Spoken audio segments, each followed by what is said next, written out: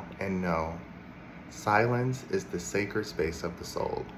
Welcome back to Along This Spiritual Journey. I am your spiritual tour guide, Jah, and Q is for Quietude. Now, this is one of those topics that I am still mastering. I am openly saying that this was a challenge for me because my mind constantly races, my emotions sometimes race, as well as this need to keep doing and learning how to sit still with self and learning how to be quiet with self is a great lesson in learning how to connect to the spiritual elements of self. So, one of the things that I always think sometimes that I have to differentiate is my racing ego voice connected to the fears and doubts and whatever else society has given me, to the stillness of my inner voice telling me to be still, don't do anything, focus on what the moment is right now.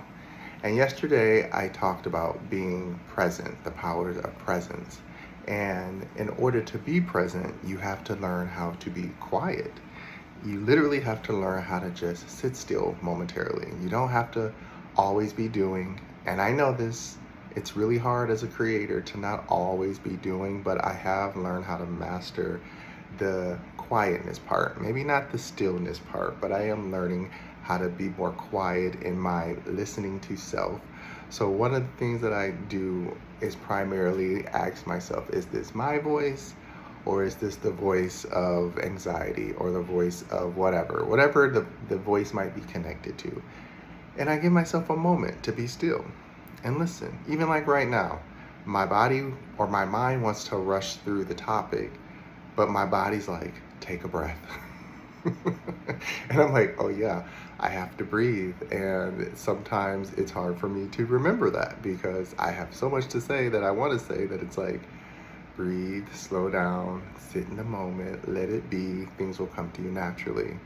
And that's something that I think, even throughout all my teachings, I have not really ever been taught that one, which is like, even the moment of you just talking is about you learning how to slow down so that you can hear your thoughts while you feel your feelings, so that when whatever you say comes out, you have intention.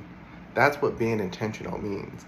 Not just trying to race through your mind and get whatever you can get out and have no emotion attached to it, because then it feels fake, it feels empty. And then you don't want to attach too emotion to it because the thoughts don't come out as articulate sometimes and you just sound like a big old emotional mess.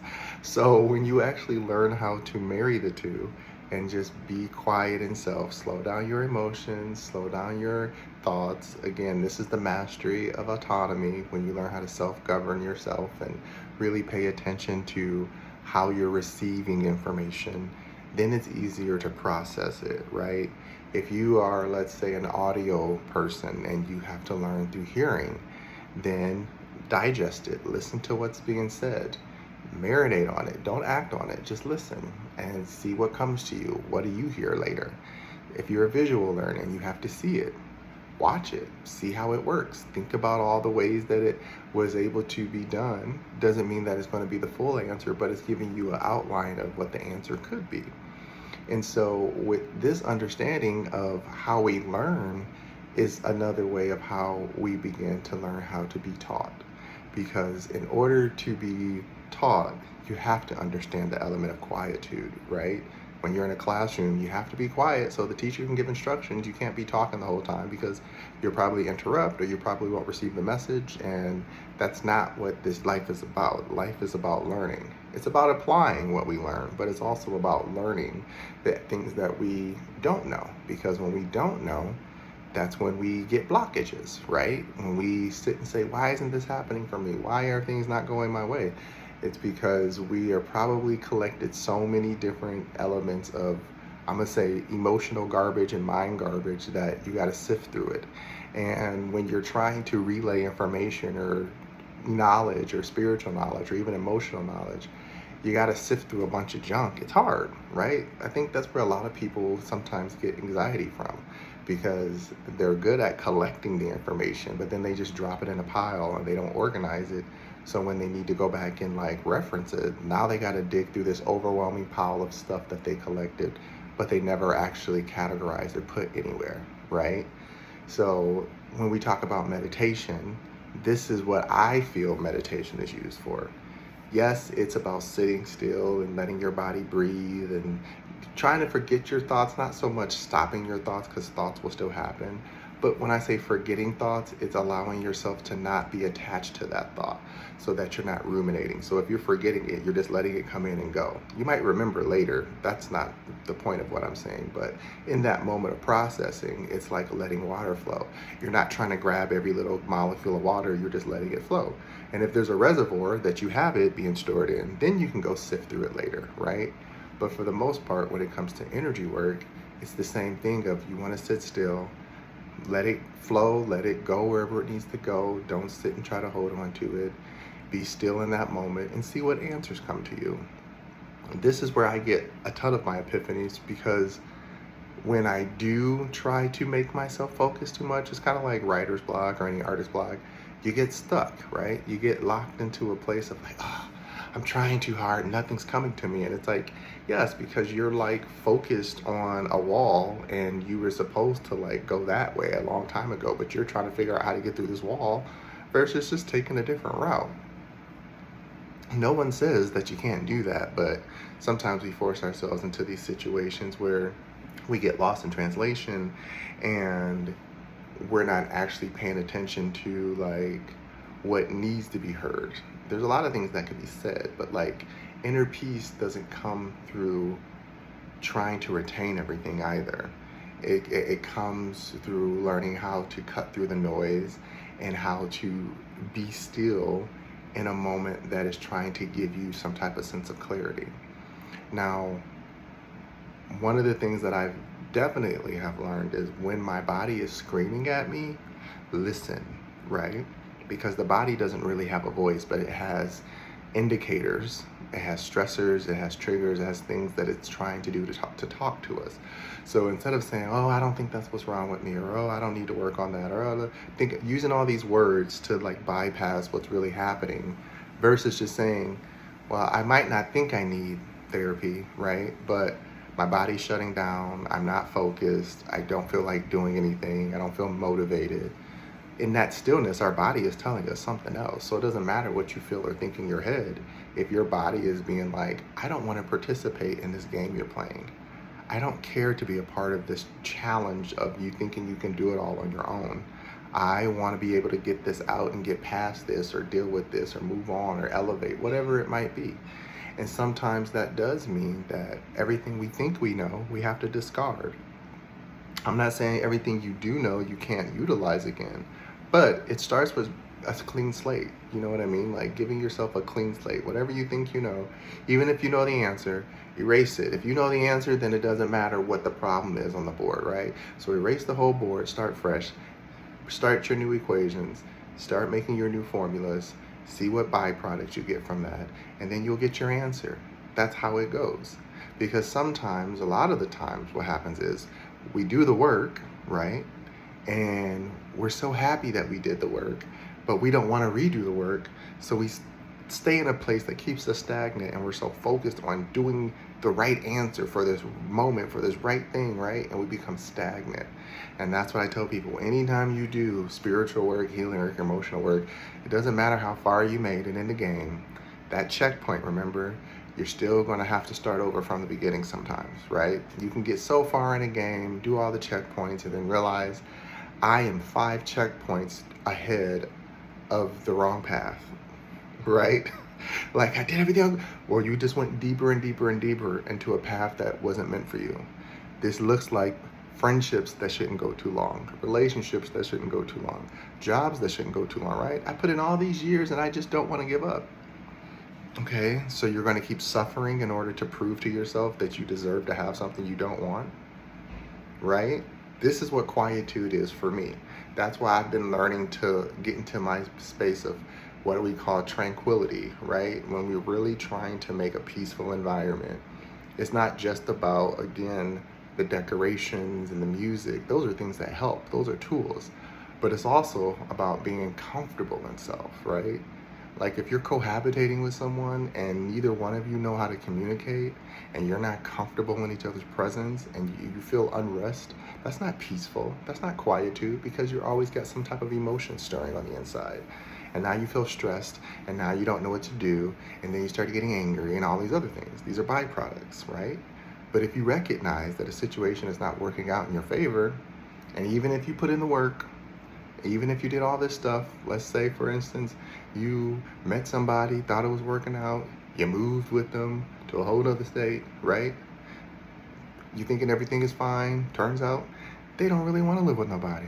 So now you got to pack everything up and move again and find your peace. It's not saying that there was a right or wrong answer in that, but that's just life. This happens. Some people think they want things and they get it and they don't know how to process it.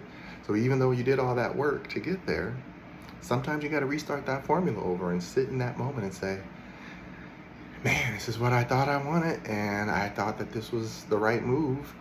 Maybe this was just a bridge, and I'll take it as that and let me move on to the next thing. That's how I transmute energy, because in a situation like that, what can you really do, right? You're with someone who doesn't want you there, so trying to fight to stay there don't make no sense. And loving yourself more is way more important than, again, trying to prove a point. So finding a route out is all you can do. And then when you get out and you go find your space, which you will, and you'll get your peace back, these are those learning lessons where you remember, don't give up everything for something that is not solidified, right? If there's no ring on it, if there's nothing, I don't care if you use long distance or you dated for years or stuff like that. If there is nothing that's keeping you there, that if there's not a mutual understanding, then don't do it, right? Because it's hard in the beginning of anything you start, even with new jobs. You can be like, I've been searching for this job for months, and now I got it, and I don't really love it. My heart's not in it. You have two choices at that point. You can stick it out and see what happens, or you can look for another opportunity, right? Quitting is quitting. We already know that's the end result or the byproduct of if you stay or not. So to me, that's not the third option. The third option is, do I want to stick it out or find something else? Because if you find something else, that means you're going to leave. If you want to stick it out, that means that you have to allow your ego to sit to the wayside, learn how to be silent, be quiet, and see what the universe is cooking for you, right? Because again, sometimes we get into situations where we think it's supposed to be perfect, but no, it's actually a teaching moment, which is saying, you told me everything you didn't want, so I replicated it so you can remember you don't want it. But if you tell me what you do want, I can give you exactly that. And all you got to do is just live it.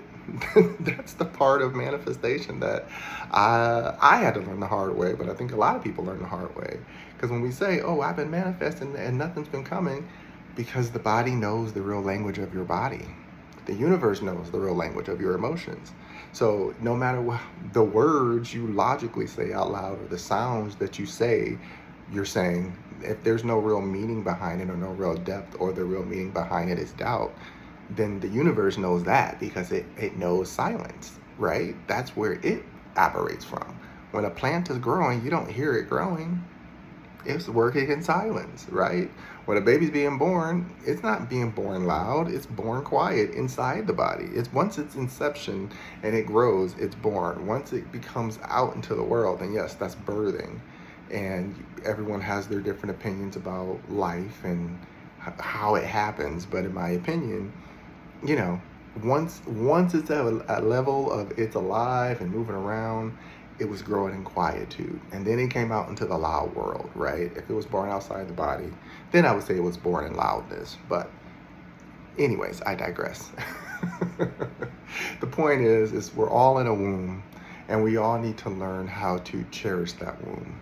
And sometimes we have to go back to that womb to remember who we are, right?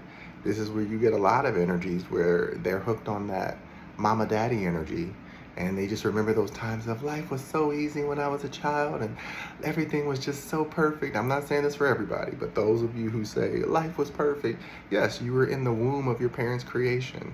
You were in the womb of their protection. So when you become an adult, you have to learn how to replicate that for yourself. And sometimes it's the exact replication you wanted because that's what your nervous system is used to. And other times, if you had a crazy childhood like me, you don't want the same upbringing. So you have to rewire your nervous system to make a new womb. So for myself, I've had to create a whole new womb of what peace looks like, what happiness looks like, right? What patience looks like. Because my household growing up was very much so get it done now because I said so. Everything had some crazy expedited timeline. You do it and it didn't even have to be done. So then you realize, oh, it's just about your ego. You just wanted some sense of false authority that you call respect, right? And so as an adult, I had to unlearn that too because I was replicating that with friendships and relationships. And then people were telling me like, this is really controlling. And I'm like, oh, that's not what I was trying to do. I was just attempting to do such and such and such. And they were like, yeah, that's great. It's still controlling. And I was like, oh, now I know. And so that's when I had to learn to go sit with myself and say, wow, yeah, I see that. I see how I came off. I see what I was doing. I don't want to be that person anymore. I don't want to keep replicating that behavior. It's confusing, it's frustrating, and it doesn't really help anyone, right? I mean, even for myself, I had to, until I met, when they say mirror, relationships are the best mirrors. Until I met someone and started dating someone who was exactly like me, like when I first used to date when I was younger, I'd be like, okay, we're talking. Okay, well now we need to talk every day for us to know we're connected. Okay, we need to be going out we need to be going on dates, we need to be hanging out all the time. I need all your time and attention every single day. And that is not realistic.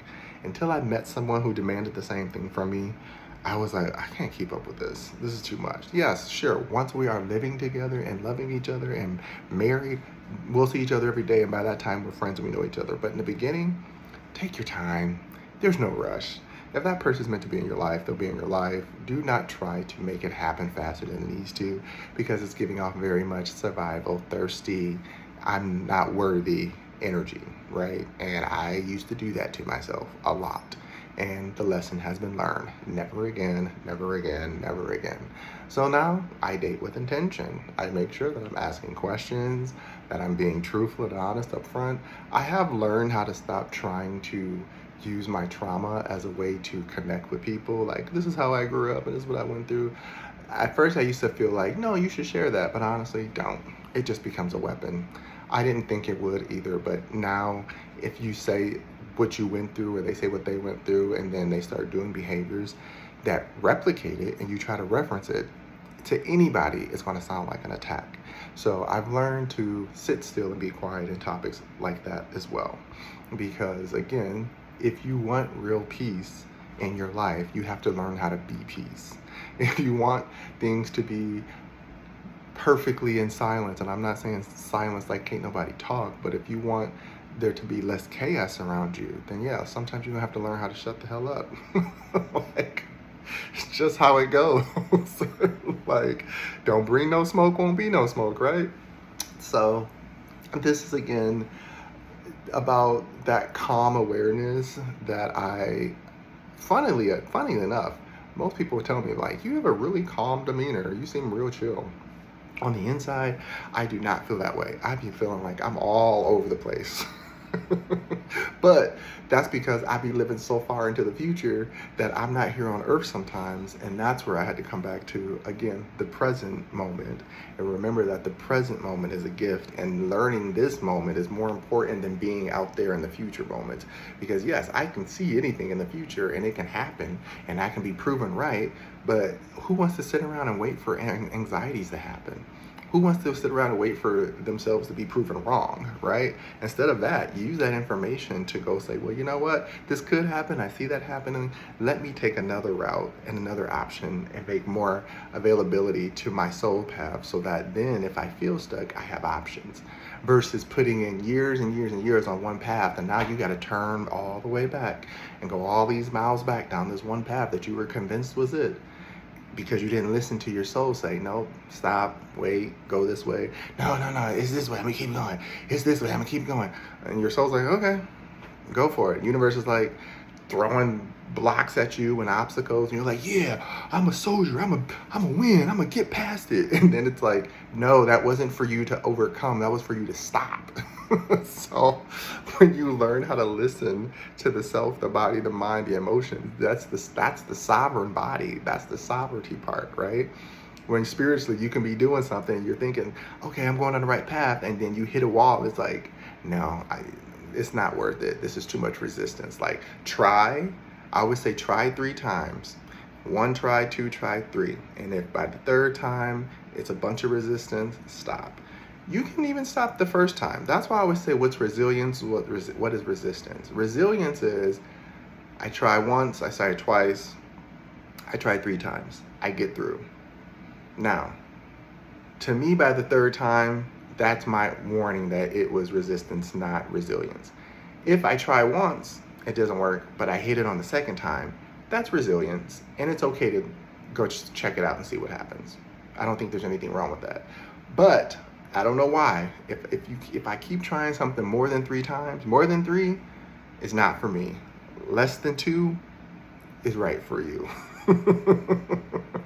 1 time, it can be a fluke.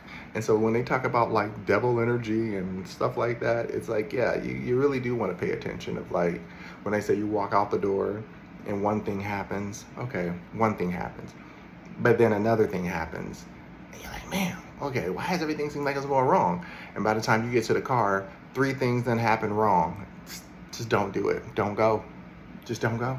This happened to me. Real story. I was walking out my apartment, forgot my wallet. Okay, let me go back in my wallet. Then I almost forgot my keys. I almost locked myself out. I was like, how did I do this? I forgot. I took my keys off. And okay, whatever. Go back, get my keys. Walk outside. I don't remember where I parked. Don't worry. I was parked in the back, but I forgot. And in that moment, I'm thinking like, where's my car? And it's like, no, we're trying to get you to not go.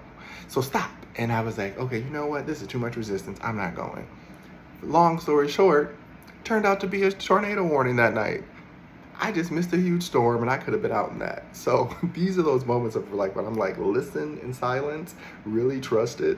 It won't be in words. Every warning is not in words. Some warnings really are like flashing lights and repeating numbers and all these things that we talk about that, oh my gosh, the universe is talking to me. Yes, but are you listening? Are you actually trusting what it's saying? Because I have learned, for some people, now here's one that's a kicker. For some people, repeating number means they think they're on the right path. When I see repeated numbers, it means you need to abort this mission. Abort, abort, abort. If I see synchronicity of numbers everywhere, it means I need to abort. Because I used to think, oh, it's telling me to go towards it. It's speaking to me. And then I go do it, and it would just fall apart every time. I would fall on my face every time. And then when I would have a bunch of repeated numbers, and I'm just like, whatever I was just thinking about before, it's telling me, yeah, you're right to be thinking this, so don't do that thing. Versus, oh, I'm thinking this thing, now I'm seeing repeating numbers, it means I should do it. So it's different for each of us. That's the point. So don't be listening to me and saying, Josh said. No, I'm saying if you learn your body, if you're sitting in quiet and silence, you will start learning how it communicates with you and how it's trying to tell you what to do or warn you what not to do. So for me, repeated numbers is a no-go. That's the universe screaming at me like, stop, don't do it. Stop, don't do it.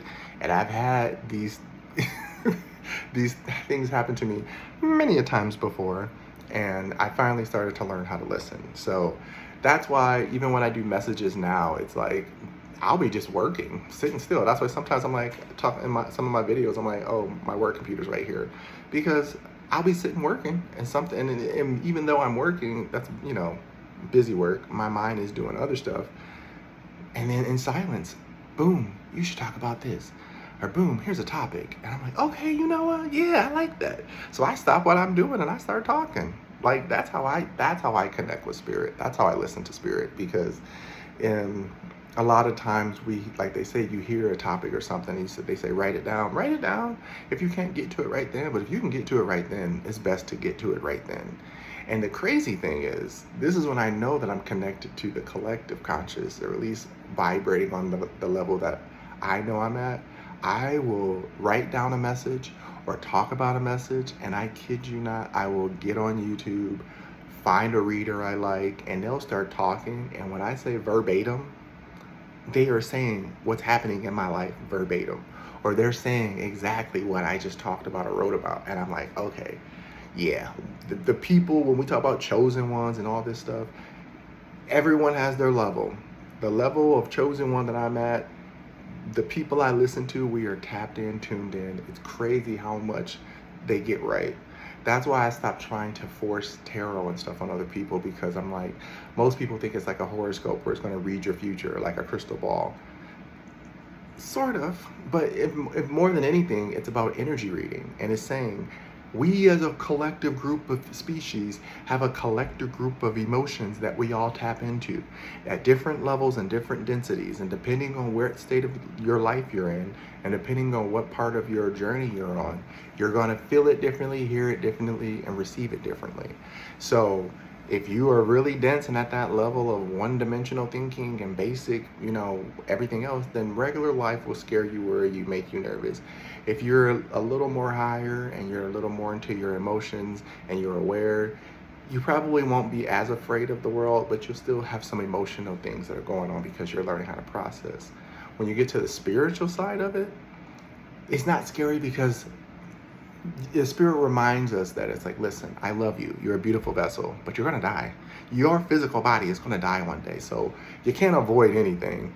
You can try to avoid what you can by being safe, of course. But I mean, as far as if it's going to happen, it's going to happen. So being fearful of something makes no sense. Don't bring that to you with your emotions. What is important is, spiritually speaking, are you prepared to go on to the next journey and step, knowing that you fulfilled your duty as far as closing out old cycles and timelines that were left unchecked? Now, some people might not believe in this, but that's just for me when I say you can come here and enjoy the simulation, or you can come here and participate and play in the simulation. Both journeys work, right? Like if you go at the free flow or free play type of situation where you don't really think about anything and you don't plan life actually works out pretty good for you. You just go with the flow. If you like to plan life, that's okay too. Just know that every plan doesn't mean it's going to work out the way that you think it's going to work out, and you have to be able to pivot, right?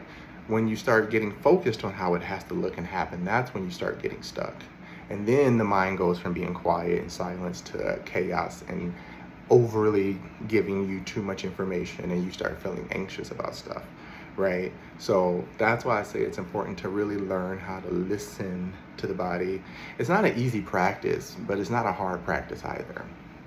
That's why a lot of the times when I talk about stuff, I'm always trying to think of like, how do I say this without using the wrong words, because words are spells, words do matter, and I know if I use certain words, it's going to stick to certain people differently than it would someone else who understands the fuller concept of what I'm saying.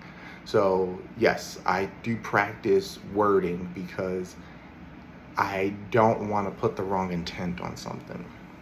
But anyways, with that said, silence within is again about learning how to tap into patience, learning how to have confidence that what you think you feel, you're feeling, what you know you feel, you're feeling, what you think you know, and what you know, you know. Because those are two different elements of the same thing, right? Everything's a spectrum. Remember, there's the bridge, and then there's the things on the other side of the bridge. So if one side is what I think and the other side is what I know, well, that's what discernment is about. Well, which side do I feel more drawn to? If I don't know, then step to that side. If I do know, step to that side. And then a path will open, a door will open, you'll go through it, and you'll be presented with new options on that side of what you feel is right. And that's just how life keeps going. That's why when it comes to, again, the guessing game, anyone can guess anything right. If you read enough of pattern recognition and know enough about something, you can guess pretty well, right? And even when we talk about, let's say, psychic work, and there's people that's like, oh, you're not a psychic, it's just pattern recognition from trauma in your childhood. I would greatly say that's true for a lot of energy reading. It's just recognizing patterns of, oh, you were this thing and you went through this thing, and based on how you're acting, these two things were probably a factor. So you're a half of each of those things, which means this parent was a whole of that, and this parent was a whole of that. So now you're this thing, right? You can see where the hybrid came from. But other times, it comes through, when I say spirit speaks, they don't sit and explain nothing. It's a word, it's a phrase, sometimes it's a whole sentence, but it's quick, thorough, to the point, and clean. Like a knife. I'm gonna need you to go this way. It don't say why, it don't say, why, Lord? You question it if you want to. I'm gonna need you to go this way. And if you understand, I'm getting goosebumps right now. If you understand what that means, it's telling you, baby, this is about saving your life. I'm gonna need you to go this way. You wanna sit here and talk about it, or you wanna get taken out? That's up to you. So trust and listen to silence. Silence is much louder than you think. Even when you're like arguing with somebody, I've learned to just go quiet. I promise you, that silence is way heavier than you yelling and cussing them out. Okay? So, anywho, I hope this one made sense. I felt like I was all over the place with this, but that's okay. It will resonate with who it needs to resonate with, but at any point, I hope you enjoyed. So, as always, thank you for following along. If you made it this far, love you, love you, love you. Follow me on my other socials, my website. Hit the like button, hit the smash button on the subscribe, or not hit the smash, but smash the subscribe. I don't know why people say that. I heard a lot of people saying that, and then I just end up liking it. So, smash that button. Anywho, hope you have a good one. Love ya.